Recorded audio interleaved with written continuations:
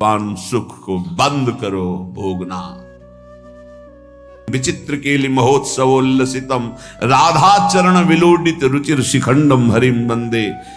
मैं श्री किशोरी जी महारानी जी के चरणों की उपासना करता हूं, जिनके चरणों में ब्रजेंद्र नंदन मोर मुकुटधारी स्वयं लालजू महाराज सर झुकाए हुए हैं। वही वृंदावन मेरा जन्म जन्म की आकांक्षा है, वही मेरा सर्वस्व वृंदावन है, जहां मेरी प्यारी जू और प्यारे जू विराजमान हैं। मुझे नहीं चाहिए वैकुंठ न वैकुंठ का वैभव।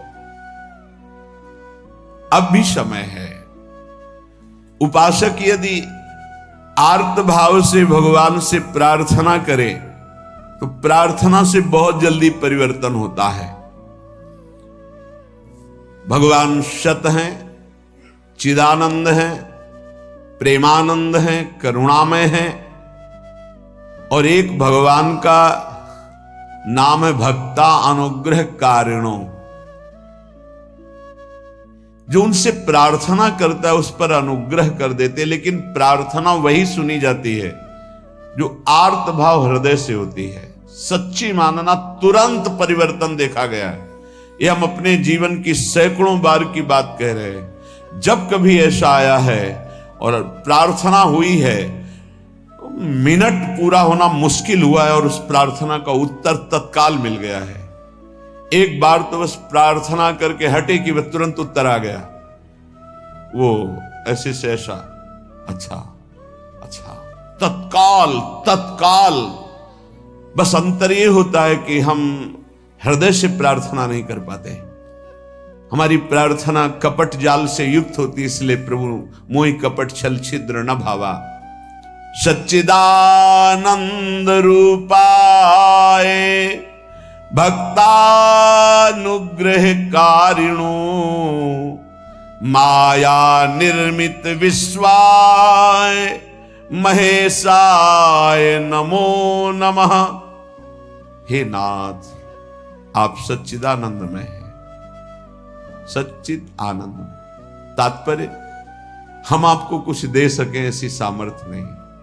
सच्चिदानंद को ये पार्थिव जो मायाकृत पदार्थ हैं, भोग सामग्री, ये भ्रम हटा दीजिए। हमने कई बार प्रार्थना किया है। ये केवल हमारे भावों को प्रकट करता है, इसलिए वस्तु सामग्री का महत्व है।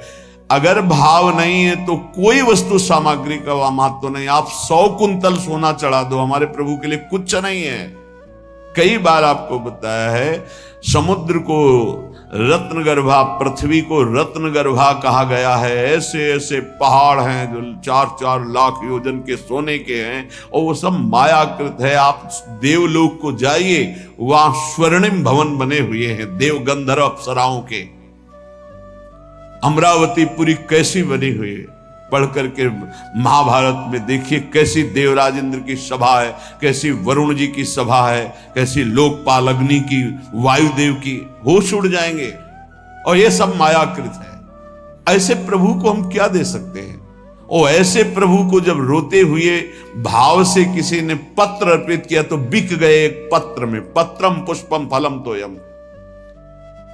हे सच्चिदानंद प्रभु, आपके एक संकल्प से संपूर्ण सृष्टि प्रकट हुई है। ये प्रार्थना, मैं नीच आपको क्या दे सकता हूं नाथ? मेरे पास तो जो कुछ है वो सब आपका दिया हुआ है। शब्दों को देखिएगा।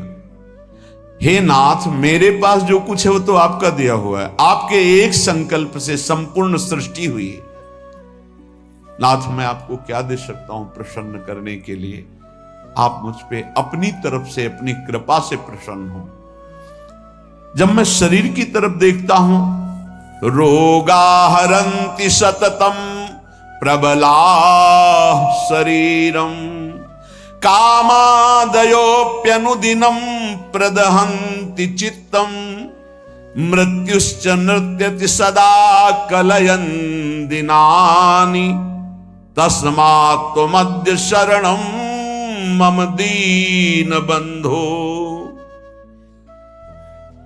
अब अगर हम विचार करें शरीर के लिए, तो नाथ, शरीर में कोई न कोई परेशानी बनी रहती। रोगाहरंति सततम प्रबला शरीरम। ये प्रबल रोग शरीर को छीन कर रहे हैं, high blood pressure, low blood pressure, sugar, ये वो। हम क्या आपसे वादा करें कि हम ऐसी साधना करेंगे कि आप प्रसन्न हो जाएंगे। पहली बात बाहरी वस्तुओं की। नाथ, आपने एक संकल्प में अनंत ब्रह्मांडों का सृजन किया। स्वामी, मेरे पास जो वस्तु आपकी दी हुई है, मैं किस वस्तु से आपको रिझा सकता हूं नाथ, वो तो आपकी दी हुई है। रही शरीर की बात, तो रोगाहरंत सततम प्रबला शरीरम। प्रबल रोग हमारे शरीर की शक्ति को छीण कर रहे हैं। अंदर आए सूक्ष्म शरीर, तो कामादयोप्यनुदिनम प्रदहंति चित्तम। ये काम, क्रोध, लोभ, मोह, मद, मत्सर इतना गंदा किए हैं अंदर की, हम कैसे आपको कहें कि हम अंदर से आपका ध्यान धर पाएंगे।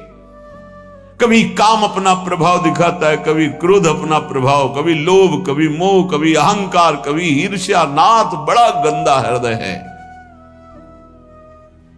और पूरे जीवन की तरफ देखें, वादा करें कि आज संकल्प लेते हैं कि 5 वर्ष हम ऐसा करेंगे, तो 5 मिनट का भरोसा नहीं। मृत्युश्च नृत्यति सदा कलयन दिनानि। नाच रही मृत्यु सिर पर, पता नहीं प्रभु कब हमारे शरीर का अंत हो जाए। इसलिए नाथ, मैं आज प्रार्थना करता हूं कि मेरे पास आपको प्रसन्न करने के लिए कुछ नहीं है। आपकी दी हुई भोग सामग्री और ये शरीर रोगों का घर, मन विकारों के द्वारा अपवित्र, और प्रभु पूरा जीवन मृत्यु के हवाले। किस समय मेरी मृत्यु हो जाए मुझे भरोसा नहीं, पता नहीं। नाथ, तस्मात् त्वमद्य शरणम मम दीन बंधु। हे दीन बंधु, अब एक ही उपाय, मैं आपकी शरण में हूं। आप मुझे अपने चरणों की शरण में रख लीजिए। हे प्रभु, वे देहो विनश्यति सदा परिणामशीलस्। चित्तम च खिद्यति सदा विषयानुरागी। बुद्धि सदा हि रमते विषयेषु नान्तस्। तस्मात् त्वमद्य शरणं मम दीन बंधु। बहुत सुंदर नाथ, ये शरीर का प्रतिपल परिवर्तन हो रहा है। कभी घुटने के बल था, फिर किशोर अवस्था आई, फिर जवानी आई, फिर धीरे धीरे ढल रहा है। ये नाशवान शरीर नाश की तरफ जा रहा है। और प्रभु, मन प्रतिपल भोगों में लगा हुआ है। हमारा चित्त प्रतिपल भोगों में लगा हुआ है। ईमानदारी की बात देख लो, ये खाऊंगा, ये पीऊंगा, ये देखूंगा, ये भोगूंगा, ये भोगा, अब ये भोगूंगा, ऐसी ही गणित चलती रहती है अंदर। और मेरी बुद्धि बस एक ही बात, इस विषय को भोगने में ये सुख है निश्चय करती है, विषयों में सुख है। मारा गया प्रभु, मारा गया। कुछ भी ऐसा नहीं है जिस पर मैं टिक सकूं। शरीर टिक नहीं रहा क्योंकि नाशवान प्रतिक्षण नाश की तरफ जा रहा। मन प्रतिक्षण भोगों का चिंतन कर रहा। बुद्धि यही निश्चय करा रही कि भोगों में, रुपया में, घर में, मकान में, स्त्री में, पुत्र में, शरीर में, इन्हीं में सुख है। नाथ, कभी मैं आत्मा राम नहीं बन सका, अर्थात अपने स्वरूप को नहीं जाना कि मैं कौन हूं। इसलिए दीन बंधु, अब आपकी शरण